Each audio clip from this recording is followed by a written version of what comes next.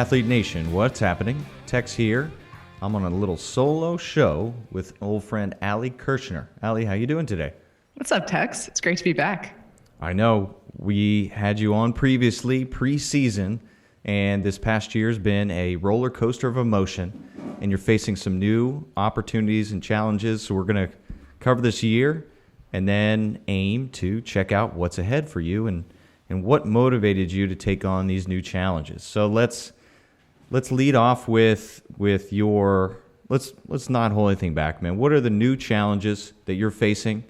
And then let's bring it back into that whole college season that you had an epic run with your team. It seems like a lot has changed since we last spoke. Mm-hmm. It doesn't feel like it was that long ago, and yet I have a new role. I have a new, set of events that's kind of occurred in my life. But yeah, let's start with what challenges I'm currently facing. Well, first and foremost, I'm working from home, which is, obviously everybody was working from home and then a lot of people started going back. I am one of the lucky few that is still the work from home warrior. So I've got a pretty sweet setup, but it's challenging to, be remote, be virtual still a lot of the time and keep yourself motivated. Obviously, working for a startup, a small company, Art of Coaching makes that a little bit easier because there's always something to do. But it's just kind of adjusting to a new routine, a new way of life when you're used to coaching people every day and being out on the floor for hours at a time and then kind of going into, your own little space and having to, get up every so often, find a new place, go to a coffee shop, mix it up so you don't lose the train of focus. But, that's obviously a challenge. And then the big challenge is, instead of coaching athletes, I'm coaching coaches.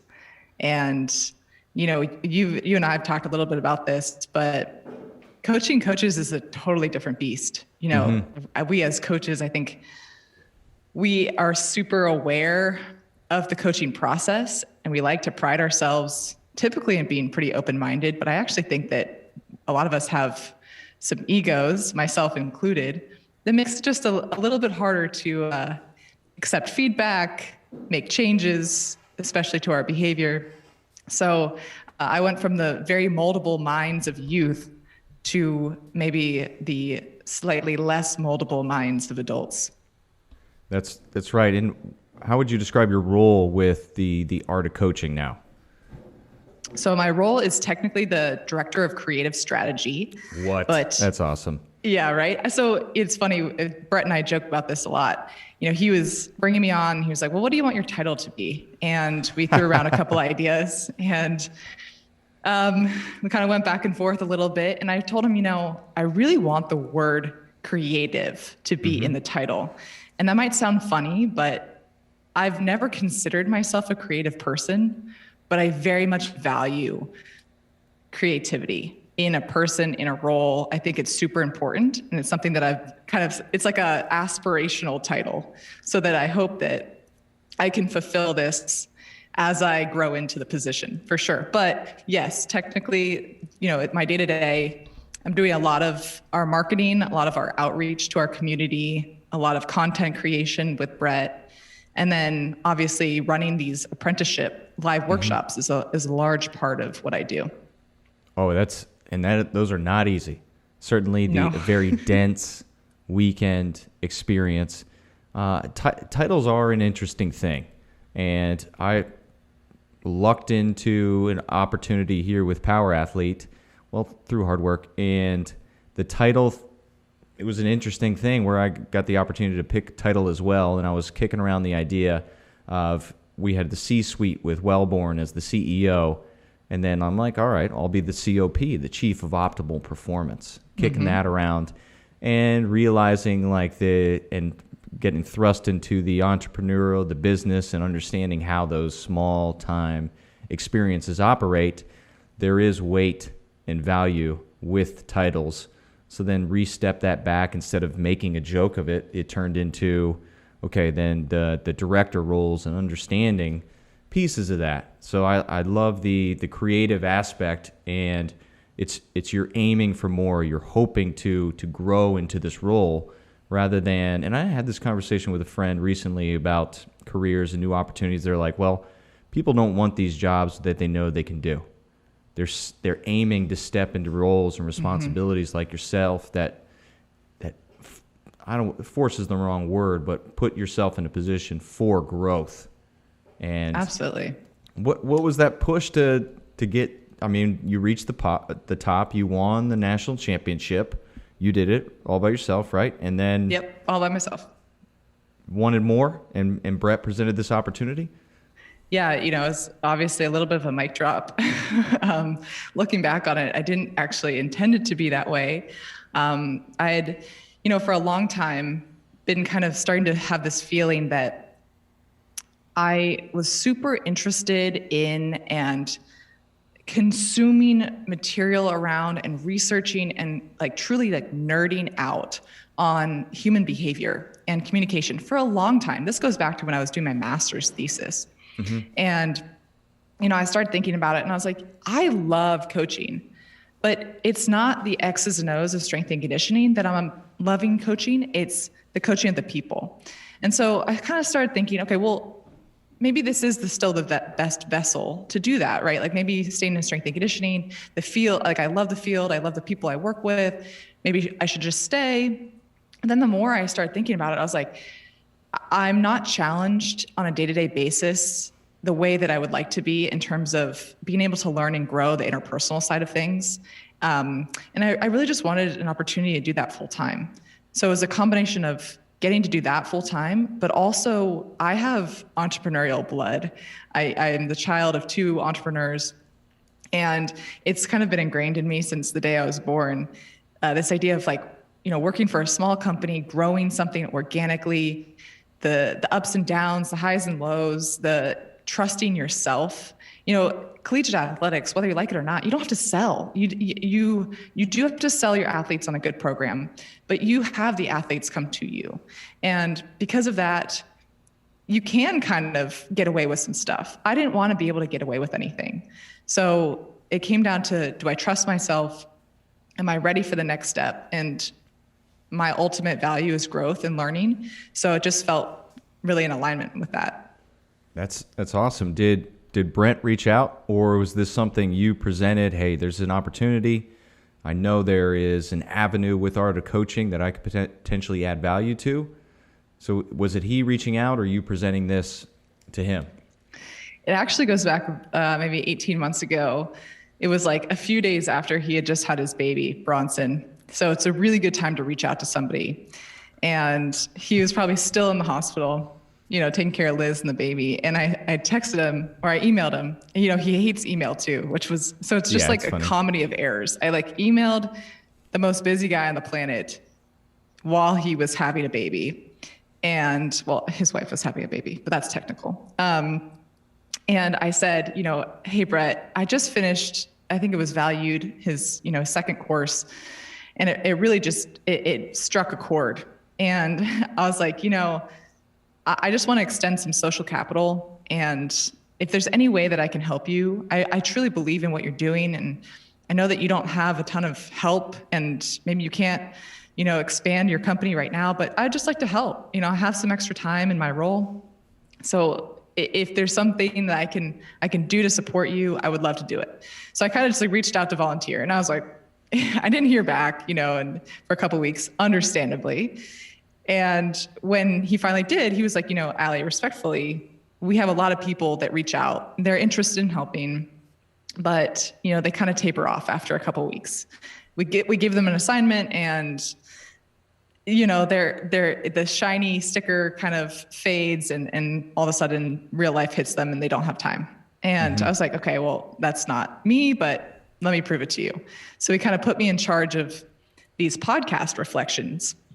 So for every podcast episode that he releases, he has this PDF that goes along with it with some questions that people can kind of look at as they're going through. And I was like, great. So, I took this so seriously. I was listening to every episode 3 times, and I was Whoa. thinking of these super deep questions. And I was like, I'm going to prove to this guy that I'm in it. And obviously I was volunteering, and he, I kept doing it. Like it'd been like, 20, 30, 40 episodes. I can't remember the exact number. And he's like, well, how do you feel about writing the show notes too? You're already listening to every episode 3 times. So you probably should write the show notes. So I was like, okay, fine, I'll write the show notes.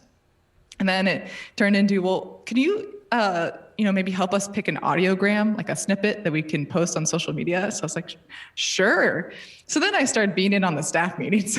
Oh, there you go. And, I was obviously still just part-time, or not even part-time. I was just volunteering. And when kind of COVID hit and we were living in the bubble, he actually reached out to me. He's like, would you like to do some like more with us, like actually part-time? And, we'll pay you just a little bit and, kind of keep you on retainer. So I did. And, over time, we just kind of built our relationship, and he was prodding. He was like, so when are you going to come on full time? We got a position for you. And eventually it got to the point where I was like, this is the perfect combination of staying in the profession in a way that I can still influence and be with the people that I love, but take that next step in terms of developing a business acumen and marketing skills and copywriting and how to run a small company and things like that. Very much so. And brand. Yes, very, absolutely. very important. There's a lot to learn, especially young coaches out there paying attention, is offering up and creating opportunities for yourself to help versus just maintaining an entitlement and an expectation of, oh, they should call me. I'm great. No. Present opportunities and then, do your job. And eventually, once you're a trusted resource for entrepreneurial individuals, they'll give you more responsibility until it leads to an eventual full-time gig. I'm very happy it worked out for you in that respect. Hard work does pay off. Yeah, I don't think I've actually ever told that story. It's just easy when good people, start working together, and it's just very organic and it just feels right, and you just kind of have a feel for it. But yeah, it doesn't just like happen. It's not just this like magical fusion of energy at one day, like the Big Bang, right? It's like it takes time, it takes persistence. I didn't just like call up Brett and say, hey man, I need a job, right? It obviously was a process. Mm-hmm. And similar in the strength and conditioning realm, like when you see a school's job posting for a position, you can almost know it's already been filled. They're just doing their due diligence. And all this background networking and opportunities, connections, and relationships building, that does matter. And you're entering into this other side of the strength industry, the performance industry. I won't call it fitness industry. You're going to explore a little bit into that, but this is still performance in respect to now communication, people, human behavior. And what's cool about the art of coaching is that it will expand beyond the X's and O's, the strength and conditioning, and see the coaching in law enforcement, see the coaching within business acumen. And I do love the mission and the vision that y'all have to just, man, coaching is everywhere. And it's cool. I'm excited to see what y'all get to spark up and put out into the world. Yeah, man, it's been so exciting. Like, I don't know if you heard Brett talk about this, but he actually helped a guy run for mayor this past year. So he helped him with his mayoral campaign. And then at an apprenticeship we had a couple weeks ago, we had a firefighter who was getting ready for his captain's test. So it truly spans such a wide variety of people, and that's exactly the way you'd want it, because when these people are sharing their experiences, it starts getting your mind running, and you're like, oh man, I didn't even think about that, but that would be so tough. And then you're role playing those scenarios with that person, and just opens you up to like, wow, either my problems are really small, or I could approach this so many different ways. But yeah, I think, we're really fighting the idea that coaching exists only in sport. I think coaching is everywhere. It's doctors coach doctors, and I can obviously, I just like, that was one example, but it's everywhere. So we're excited to see the growth of it, and I'm pumped to like finally be at a place where I feel pushed to kind of grow every day. Oh yeah, and that entrepreneurial blood, it's gonna pay off, because it's not gonna be easy, but you work hard and you get to lay down at night and know you're doing something. Even though there's an infinite to-do list the next day, you still accomplished a little bit each day. Dude, you hit it spot on. And I was, it's just been interesting. I left obviously collegiate strength and conditioning, and all of a sudden I have 8 to 12 texts from people who are like considering the same thing. And, so what's it like? How'd you know when it was time to leave? Or how do you feel about your decision? Like, are you freaking out? Like, has it been okay? Like, are you still alive? Things like that. But it's just kind of goes to show that a lot of people are thinking about things like this, and it's more common than is let on by what you see on strength coach Twitter and such. Oh yeah, and the beauty is you found a way to stick within the world of performance versus, I'm thinking about leaving coaching. What are you going to do? I don't know, sell insurance? No, you've developed a skill set of building relationship, empowering others, and they can find opportunities within the world of the performance industry. And that aspect, the avenue of coaching coaches is expanding. So I hope they do find an opportunity to stay within the performance lane. Absolutely, man. What we're really finding is an interesting dilemma. And I don't think this is anything new, but I'm new to it, is how do you sell people on something that they think that they already do, right? How do you sell somebody on communication? And, you might think, that's pretty obvious. Just like you sell anything else, but no, we all wake up and think that we're good at communication or we're getting better at it just because we do it. And it's really hard to get people to admit that they might not be great at communication, and then they might need this, especially when there's all these other sexier online courses or in-person, workshops where you can go lift heavy weights and, do kung fu and things like that look good on Instagram. Well, that goes to the importance of branding. And I'm sure a lot of the lessons that you're learning on the fly as you get into it, and finding a way to show people that they are limited, that they may be good communicators, but there's potential that they can be great. And rather than just telling them and, using the text, I personally love the video clips and the snippets where you're learning something more. If there's one thing I don't know, well, what else potential within the in-person experience or the online course can I take away? So on that note, Tex, all right, this is a game that we've been playing at our apprenticeships, a new one. A new one? A new one. I know you were there. Nervous. You were there at the beginning. But this speaks exactly to what we were just talking about. How would you take the apprenticeship, you got to come back here to Power Athlete, and you're talking to the big guy in charge. How do you sell him on communication? He says, hey man, I just paid this money for you to go to this apprenticeship. What the hell did you get out of it? How are you selling that to him?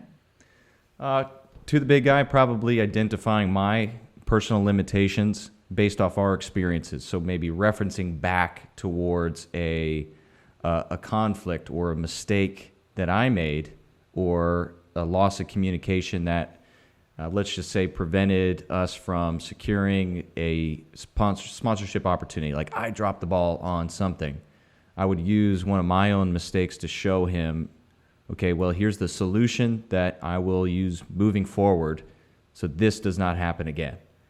And then showing, I'd put my fault first and then say, okay, well, they also introduced these different type of tools, and then aim to work on our communication as a team or a unit.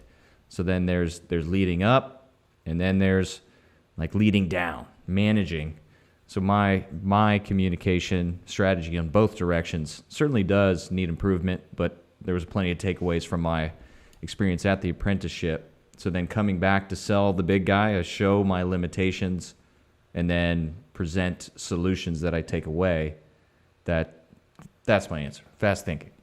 Yeah, no, I like it. Well, one, you got plenty of tools behind you. So just as you're saying, the Literal the tools. There's a hammers on the literal wall. tools. Yeah. Well, if the tools that you brought back aren't enough, you still got 50 hammers behind you. So, no, but it got me thinking about the game that I don't know if I think we played it when you were at the apprenticeship. And for those who are listening who have no idea what we're talking about, the apprenticeship is a 2-day workshop where we work on communication through role playing and improv.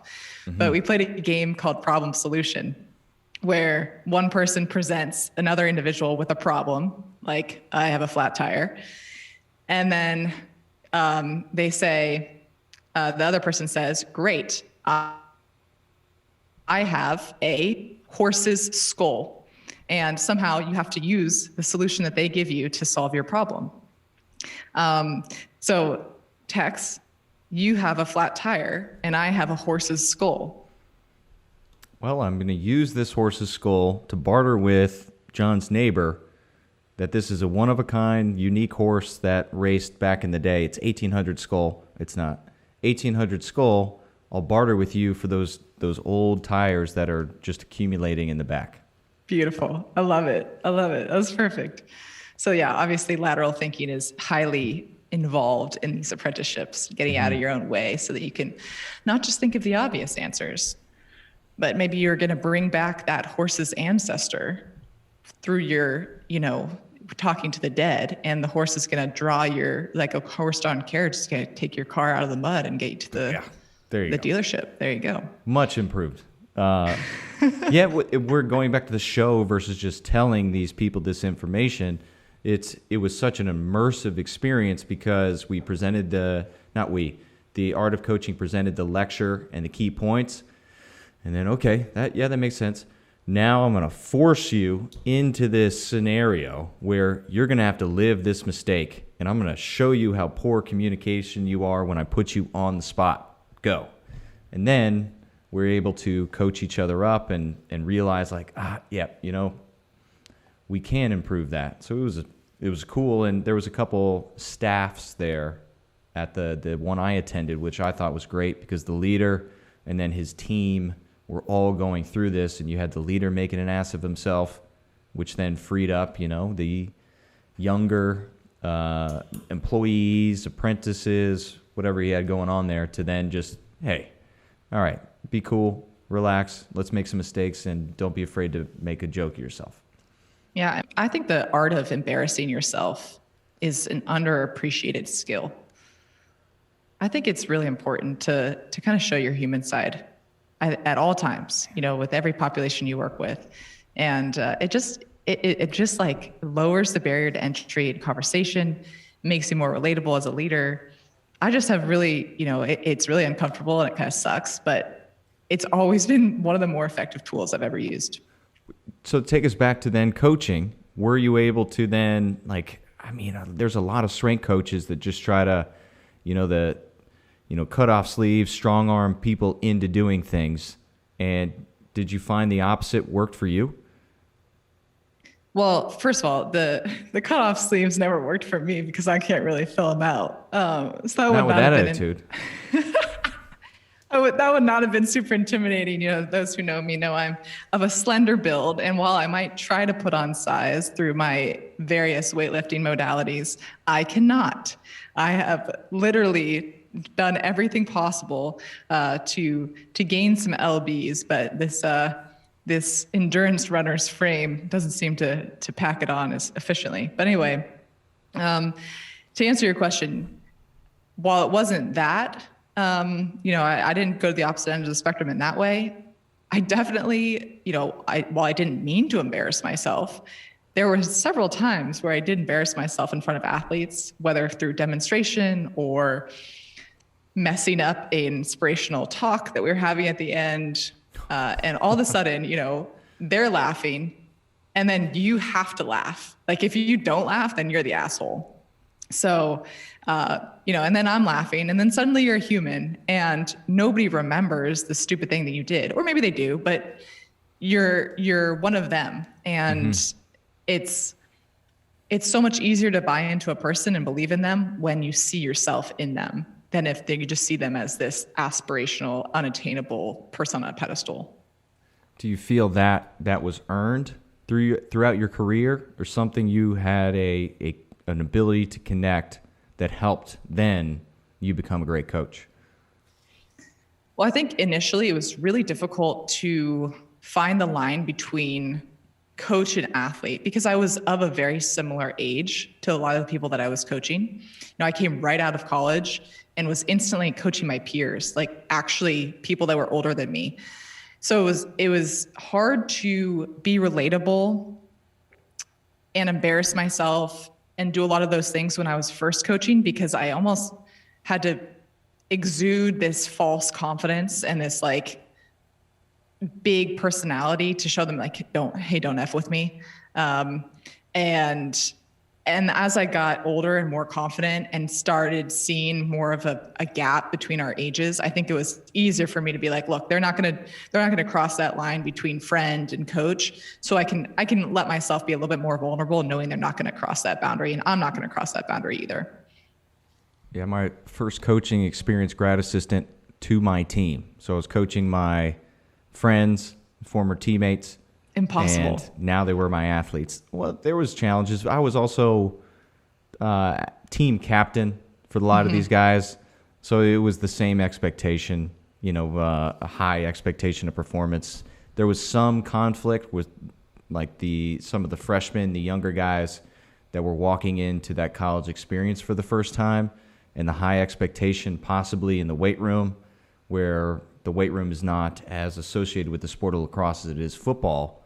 So these guys were first exposed to the barbell, and I freaking Texas football player coach with the expectation, and certainly I got the Division III for a few years to really learn how to coach versus just that high demand of people, and realizing like, all right, let's establish an expectation versus a demand.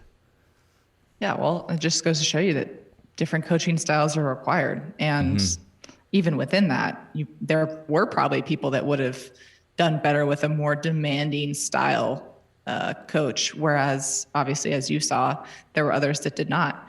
And I think it's one of the most common flaws that we have is that you're told that you have to develop this coaching philosophy and this coaching persona. Like, what kind of coach are you? Like, what kind of question is that? I'm whatever kind of coach is required of the situation.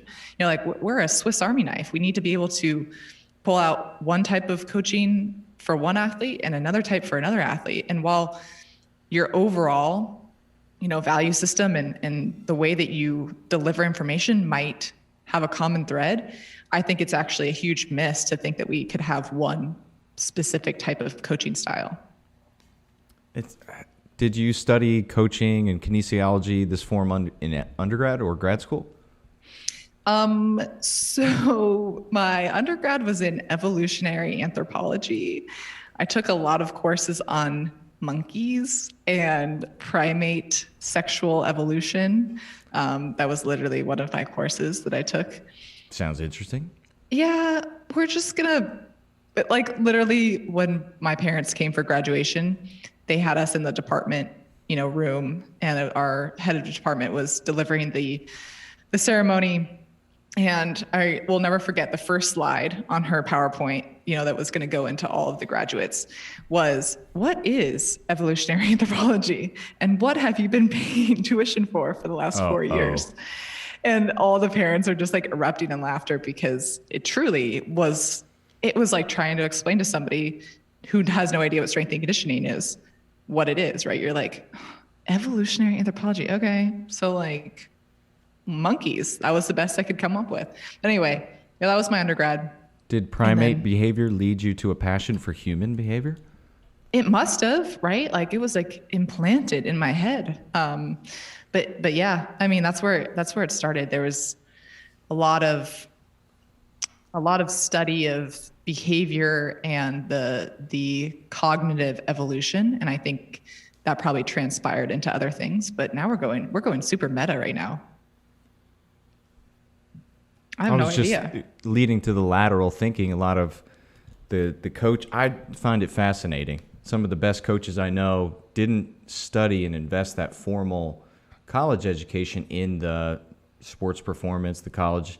So when it just fascinates me that there are full departments dedicated throughout the country, and there's a lot of them that are training coaches, and then we have private sectors like Art of Coaching and Power Athlete that then take on this responsibility, and whether it's continuing the education for those individuals that sought the undergrad and are still finding limitations within their experience to then apply to become who they know they can be, or people that pick coaching up as a second career or post-career, or, oh, I'm a football coach, I got handed the weight room, now what do I do? And it's interesting, to 50% of our online academy students, they have no certification, and this is their first introduction to strength and conditioning. So that stat always blows my mind, like, all right, well, we don't have to unlearn some things. We can just focus on learning and empower your performance. That's crazy. Yeah, you got me thinking now. I mean, I don't think I've ever shared this on any kind of public platform either, but my initial thought that for career choice was that I was going to be in international relations and diplomacy. So that probably speaks more to what I ended up in than anything else. What education was required for that?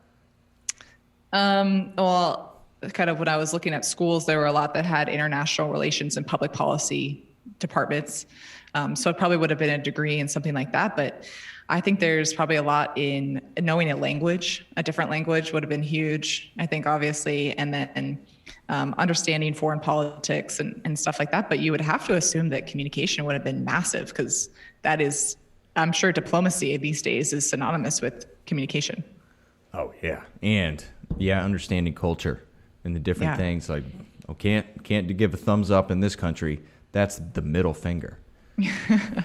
Yeah, well, talking about cultures changes, coming from the University of Kansas to Stanford, even that was a culture shock in terms of the type of athlete that you're coaching and working with, and, you know, just having to figure out the nuance of coaching styles. What the athletes at KU demanded was slightly different than at Stanford, for sure. How did you teach yourself the differences here? Did you go in with the expectation of, oh, I got Duke, I got Kansas, Stanford, it's basically the same?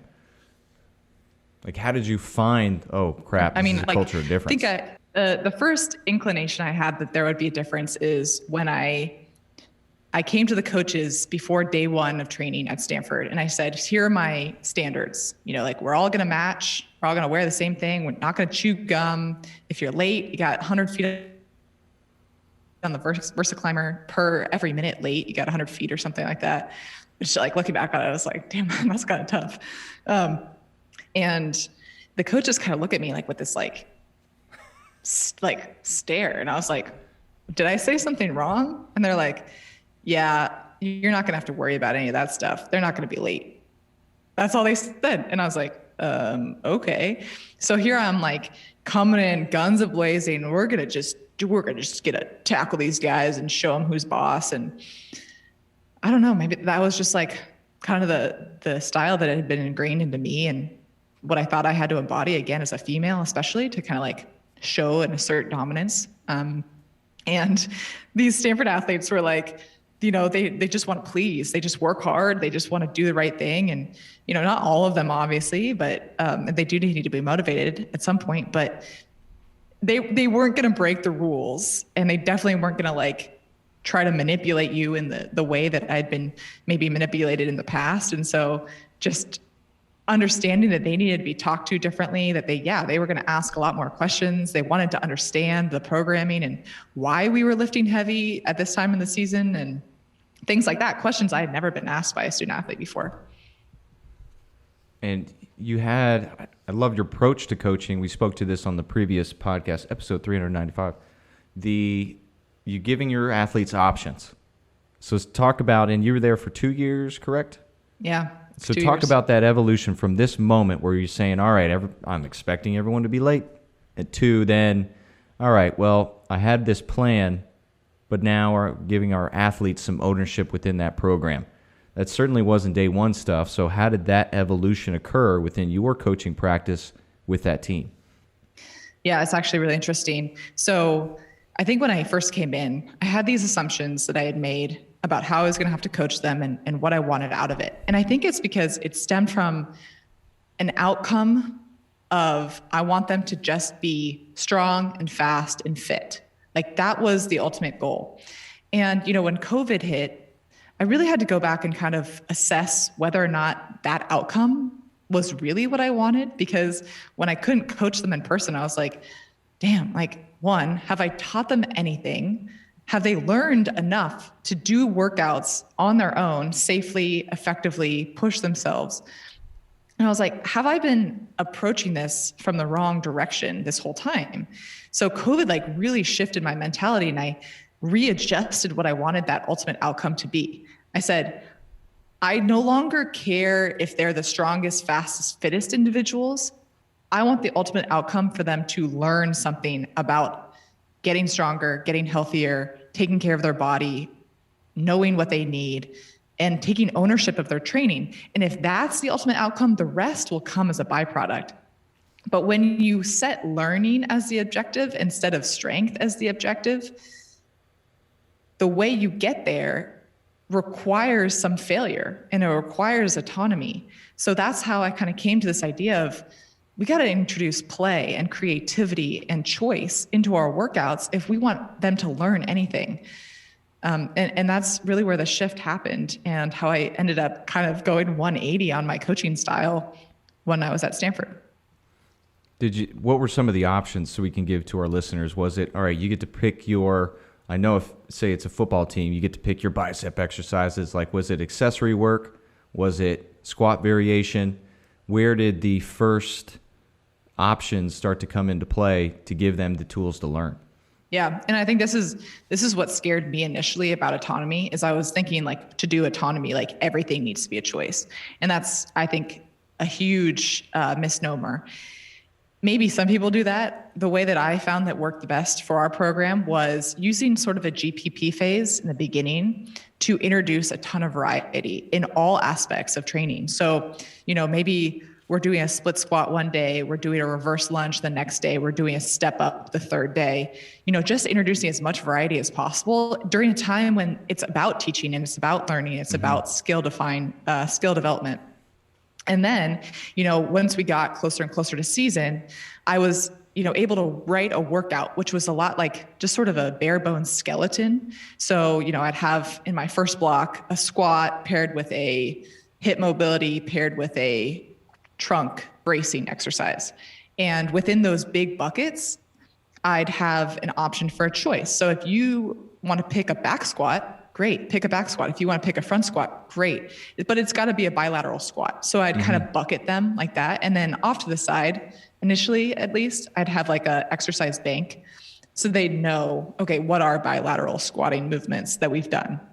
What are single leg squatting variations that we've done? Just so they're not like, too much choice is also a bad thing, right? And we kind of can understand that as well. These kids are totally overwhelmed with school and stress and all of that. And I definitely didn't want it to be like choice fatigue.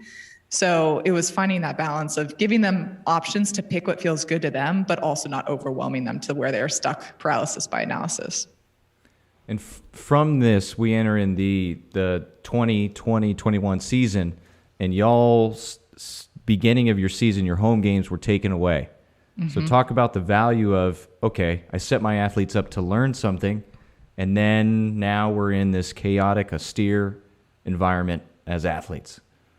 Man, Tex, I don't know what I would have done if I had stuck to my previous coaching style in COVID or in this season, because if we had, had those very well written out and beautiful looking and designed workout cards that had 17 Excel formulas to figure out what load they should use, I don't know what I would have done, because we were training outside. We were training in hotel gyms. We were training. At one point, I was literally bringing kettlebells into a high school gym that we were training at, of which the lights went off one day and we practiced without lights. So there's that. And, so having understood and identified and then applied this idea of autonomy and choice was literally life-saving, because now with one set of equipment, I could have them kind of pick and choose exercises, and we were so much more flexible and adaptable with our training, and we had to be. So yeah, I was just really glad that we had kind of embraced that already, so that when we got to the point where we're like, throw the hands up in the air, toss the workout cards, tear them up, rip them up, we were ready to go, and we were just fine adjusting to that. What were some of the things that you and the sport coaches were focusing and drawing their attention to keep them eye on the prize versus a lot of the distractions that they may have chose to focus on?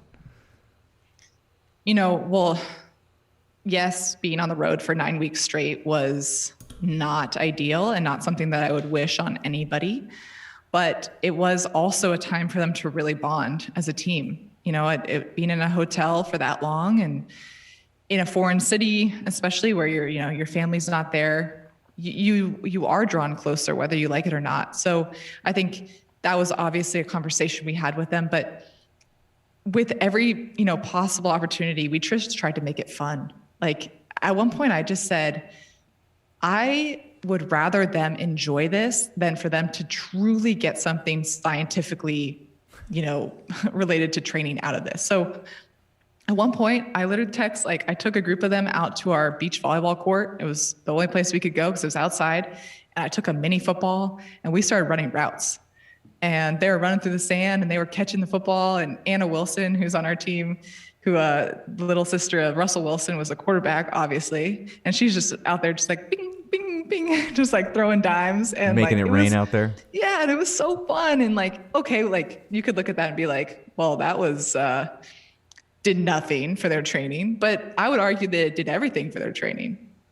Oh yeah, it's an expression of athleticism, a praxis movement in which they've never done before, but they were able to execute it. That was a test for your training. I understand. Yeah, and if nothing else, they're sweating, they're laughing, they're getting a little vitamin D. What else can you ask for out of a session? Mm-hmm. And when was the first home game of the season for this year? I want to say it was the end of January, maybe. All the way into 21. Oh yeah, it was in 21. So essentially what we would do is, we were in Vegas for the first bit. We would invite teams to come play us. And then we decided that we were just going to play every game on the road. So we front loaded our schedule with all of our away games. And if we were going to play the Arizona schools, we would play them Friday, Sunday. We'd go down to Arizona on Monday and we'd just train at the Arizona facilities all week. So I actually have to give a huge shout out to all the different strength and conditioning staffs that allowed us to just train in their facility because we didn't have one ourselves. That's a cool networking piece. Did you meet any cool people that just out of the blue you wouldn't have met otherwise? Well, I think I would have probably met them, but I wouldn't have totally intruded on their space. It really shows you who's in it for the right reasons when they're willing to just completely open up their facility to an opposing team, and one that's probably has a fair shot to beat them too. It's easy to open up a facility for a bad team. It's hard when it's oh, Stanford's in town, oh shit, they might beat us on Friday, but yeah, we'll help them out anyway. So yeah, there were a lot of staffs that really showed up for us. Excellent. And speaking of being in it for the right reasons, this is one of my transitions into your experience now entering into the NCAA bubble for the women's tournament. That was San Antonio, correct? Yeah, San Antonio. And then you posted up a famous, I'll include in the show notes, a photo, a representation of the weight room that y'all had in the San Antonio bubble versus the men's basketball team that they had up in Indianapolis. Yeah. What was going through your head for that post? Was that should I do this, or this needs to be shown? Yeah, it was a little bit of everything. So actually what first happened was I had some colleagues who, we all descend on the bubble together, and we're kind of chatting. We're like, hey, has anybody seen this weight room? We'd seen pictures of what the guys had gotten, and none of us had seen it. We'd gotten this email, this very just sort of cryptic email with this ambiguous bulleted list of like the equipment that we were getting in our training facility. And it was like dumbbells and bars and whatever, but none of us had seen it. Right. So we all get there, and a couple of my colleagues trained first. They had one of the first practice slots, and they saw it and they immediately texted. We had like a little text group, and they're like, yo, you are not going to believe what we have. It is literally a dumbbell tree and some yoga mats. And I'm like, in my head, I'm like, nah, like that's like not the main workout. Like that's just like what's next to the court, you know, like that's not the main weight room. So, you know, they start posting about it. And actually a couple of them were told to take their posts down by their institutions, because we're supposed to promote positivity around the tournament and we're just happy to be here and blah, blah, blah. We should just be thankful that we even got a tournament this year. So, you know, I'm like, all right, we practiced that afternoon, and I'm talking to my associate head coach as we're walking to practice. And I was like, so apparently this weight facility that we have is like nothing. And I've had a couple colleagues post about it and they were told to take theirs down. And she's like, oh, well, that's crazy. Stanford would never tell you to take yours down. And I'm like, huh, interesting. So that's like kind of percolating in the back of my mind. And I show up and I see it and I'm like, oh my God, they weren't lying. Like it was literally a set of dumbbells up to 30 and a stack of like 12 yoga mats. Oh, and like a spin bike that was next to the court. Cause you know, we need a lot of cardio at this point in the season. And I don't know. I don't know really what like spurred it in my mind. Obviously, like, I'm not like Twitter famous or Insta famous. You know, at the time I had like maybe 1,000 followers, and I took the men's picture and I took the picture of ours and I posted them together, and that was that. You know, I was like, this needs to be said. My other colleagues weren't able to post about it, but I think something should be said. Mm-hmm. And it blew up. It just like absolutely blew up. And I think it was because people had started to hear about it, but they hadn't seen a picture of it yet.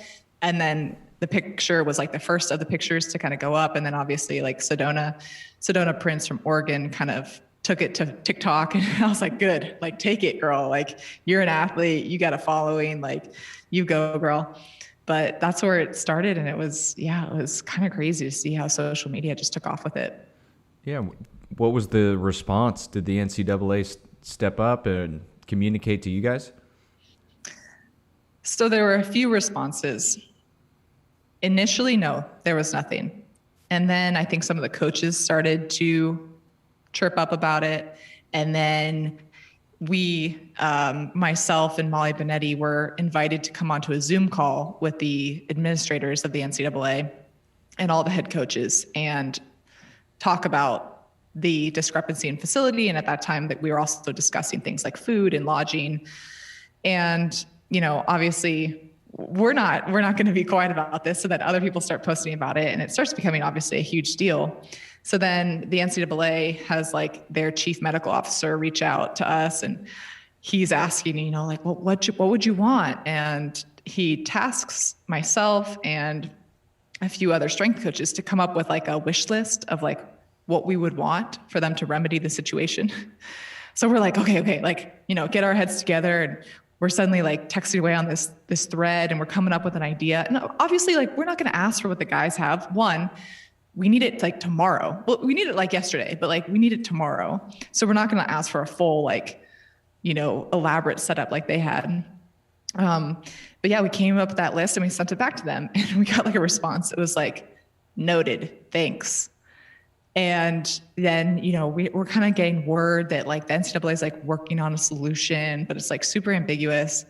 And we show up, and basically what they had done is they had told us that when we got to the Sweet 16, they were going to make us a bigger setup. So what I think they did, and I don't have obviously like 100% certainty on this, but I think what they did is they just expedited the construction of that Sweet 16 setup. And then they just like put it in a different area. Cause like the claim was that there was no space. There was a lot of space. Yeah, it was disappointing that, you know, obviously we did a lot of work to like try to help. Like we were just like trying to help them with solutions. We like, okay, this happened. this was messed up. How are we going to actually take action on it to get us to be able to train like today? And that just like didn't really come to fruition. And it felt like we were being listened to, but just like very superficially, like, well, we're going to listen to you, but just so that this problem just can kind of leave the news cycle. And yeah, it was, to be honest with you, it was to the point where I was like, okay, I just want to win a game. Like, this all happened before we even played our first game. In Tex, I was like, shit, man. Like, what if we're the first number 1 seed to lose to a 16 seed because we're all distracted, and like our girls are, they're coming up to me in the elevator, like, Ali, like, you're like going viral. And I'm like, please just focus on basketball. Yeah. To share with our listeners what happened on the court in the following weeks. Yeah, we just kept winning. We got exceptionally lucky in the Final Four. We won our last 2 games by a point apiece. But I will go on record saying that I think our experience having to live our first 9 weeks on the road, and then, from there on, anything, the bubble felt short. The 3-week bubble was like nothing. That didn't really affect our girls. So I think by that point we were seasoned and we were ready, and to win, you have to be healthy, you have to be good, and you have to be lucky. And we had a decent dose of each of those by the end. Yeah. And memories for the young women for a lifetime from the beginning. And that team, maybe this becomes the strategy for your head coach moving out. Like, hey, we're going to move to Vegas. Let's go spend 3 months in Vegas for a little bit, and then we'll come back and kick ass. Not. Oh man, yeah. If I had to go back in time to that moment where we were told we were moving to Vegas, I was not a happy camper. Yeah, I can't imagine hotel living. And on the other side of the coin, I hope, awareness. There's actually solutions moved into this. Do you feel it's bringing in a light to the value of a sports performance coach? Was there anyone on any sports performance representative on that board or the call? Nope. And that was really what we were asking for by the end. They're like, okay, so what can we do going forward? We're like, okay, so on all of these oversight committees that do the planning for these championship events, there are sports medicine people, there are admins, there are ops people, there are media people. Why isn't there a sports performance professional? That seems like a huge miss. Performance extends far beyond just the weight room. It's the amount of time between games. It can be recovery. It can be X, Y, and Z. And to not even like consult one seems like a huge glaring hole in the operation. So that's ultimately, I think, what we want. We wanted the legacy of this tournament to be.